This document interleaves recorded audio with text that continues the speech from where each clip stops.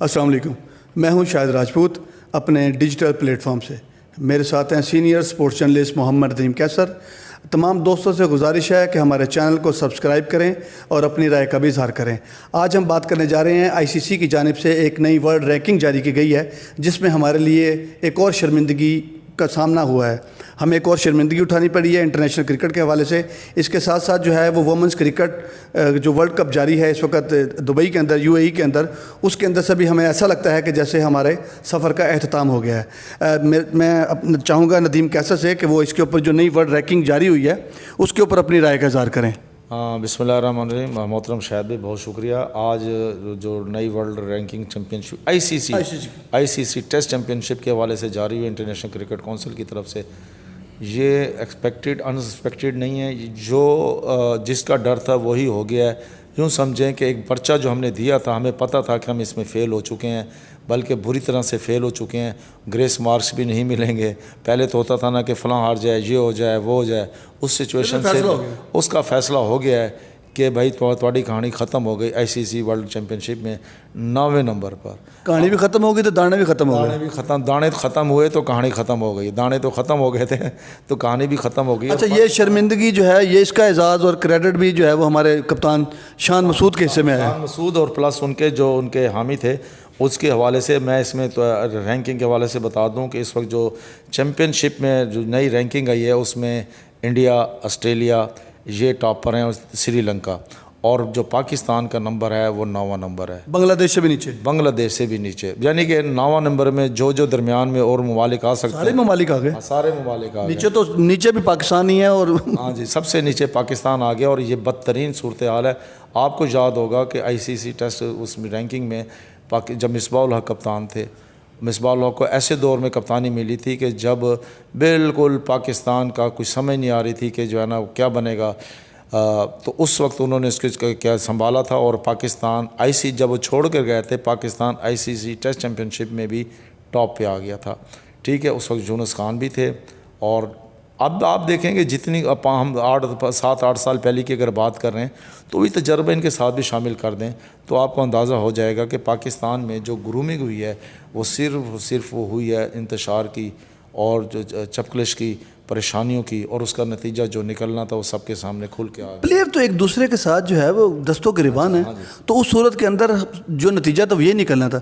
اگر ہم بابر اعظم کی بات کریں تو بابر اعظم کو جس وقت کپتان بنایا گیا تھا اس وقت وہ T20 فارمیٹ کے اندر جو ہے ون ڈے کے اندر اور ٹیسٹ کے اندر ٹاپ دنیا کے بہترین ان کا بلے باز کے اندر شمار ہوتا تھا. جبکہ جب شان مسعود کو بنایا گیا تو شان مسعود کی تو اپنی 11 پلیئر کے اندر جگہ نہیں بنتی تھی. دیکھیں اس میں بلکہ میرے خیال میں شاید دنیا کے ٹاپ 50 کے اندر بھی ان کا نام نہیں تھا. اس وقت میں اگر آپ مجھے اجازت دیں یہ کہنے کی، جاری کرنے کی، کہ اس وقت ایک تجربہ اور کر کے دیکھ لیں، وہ ہے سرفراز احمد کا. وقتی طور پہ ان کو کپتان بنا دیں ICC ٹیسٹ چیمپئن شپ تک، یہ چیمپئنز ٹرافی تک، کیونکہ انہوں نے پاکستان کو T20 ورلڈ کپ میں جو T20 میں ٹاپ پوزیشن پر وہ لے کر آئے تھے.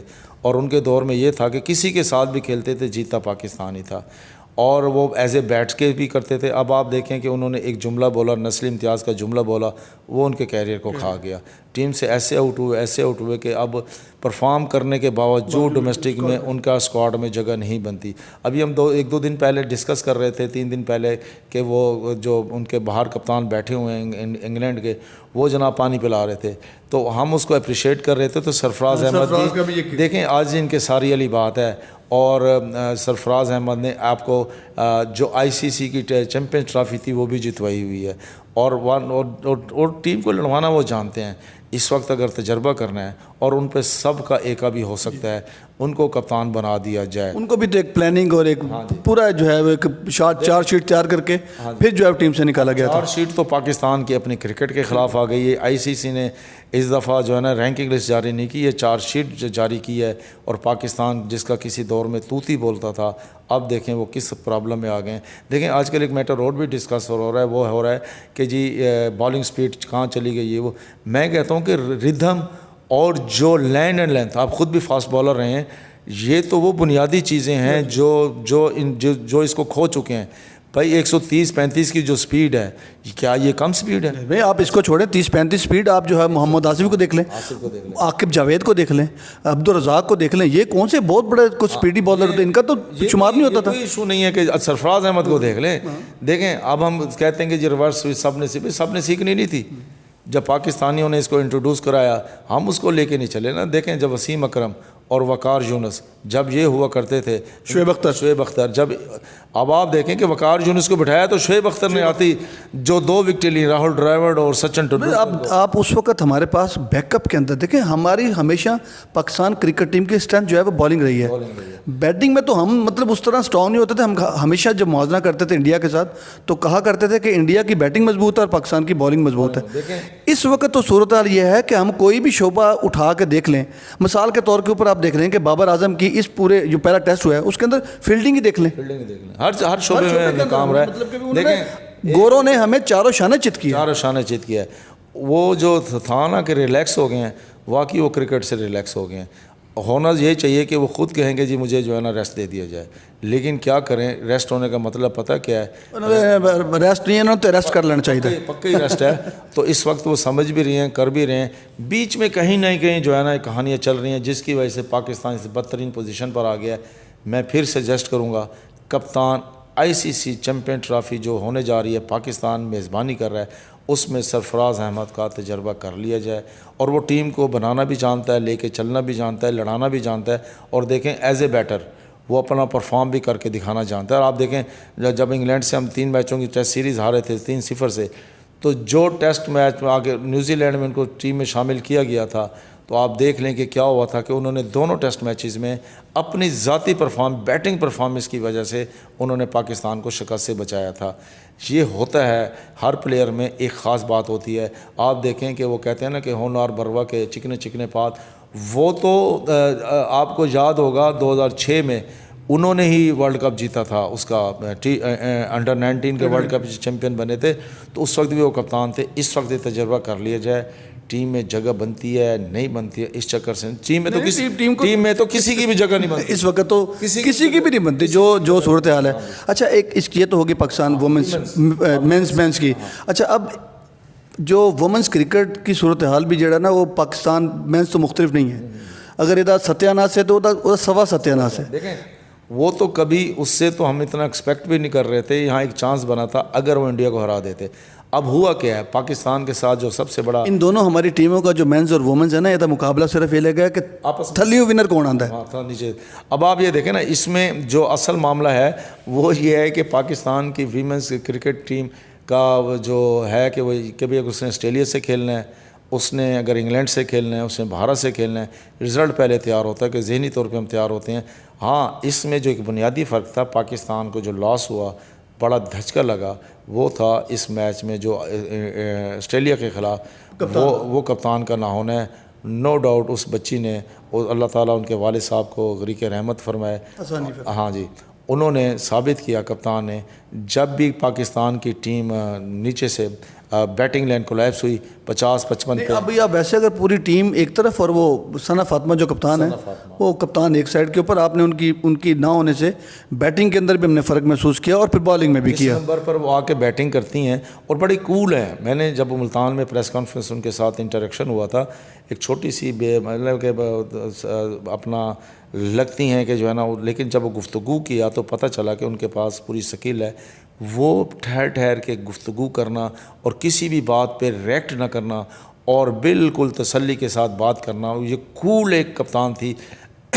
بلکہ ہے انہوں نے کپتانی میں جہاں پر آ کر پاکستان کی ٹیم تو تینوں میچز میں سری لنکا اور انڈیا 50-55 پہ 4-5 وکٹیں گر جاتی تھیں، اس مرحلے پہ آ کے انہوں نے سٹینڈ کیا، 30-35 رنز کی اننگز کے لیے، پھر مشکل میں پاکستان کے لیے وکٹیں بھی حاصل کی۔ اور آپ یہ دیکھیں کہ انڈیا کو وقتہ پڑ گیا تھا، حالانکہ دونوں میچوں میں اس میں 105 رنز تھے انڈیا کے خلاف، اور سری لنکا کے خلاف 116-17 کا ٹارگٹ اپنا رنز کا جو تھا اس کو انہوں نے ڈیفینڈ کیا تھا کامیابی کے ساتھ، اور انڈیا نے بھی 19ویں نمبر پر جا کر 19ویں اوور میں جا کر انہوں نے ٹارگٹ حاصل کیا تھا۔ آپ یہ دیکھیں کہ وہ کتنا جو ہے نا ان کو ڈیفینسو پوزیشن پہ لے کر آ گئی تھی۔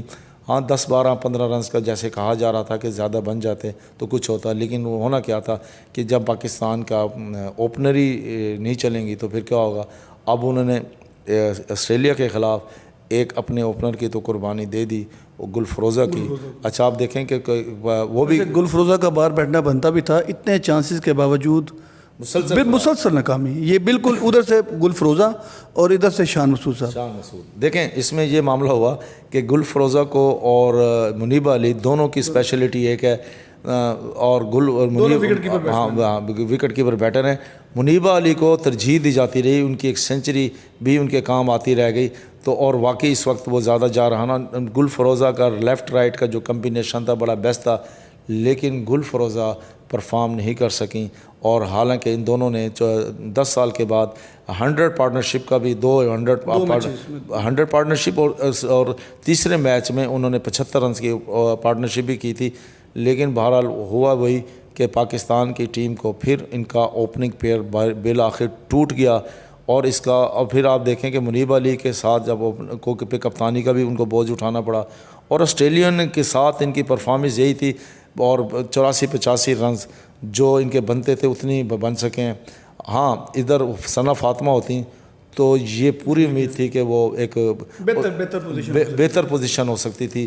بہرحال اب ویمنس میں پاکستان کا T20 ورلڈ کپ میں سفر تمام ہو چکا ہے.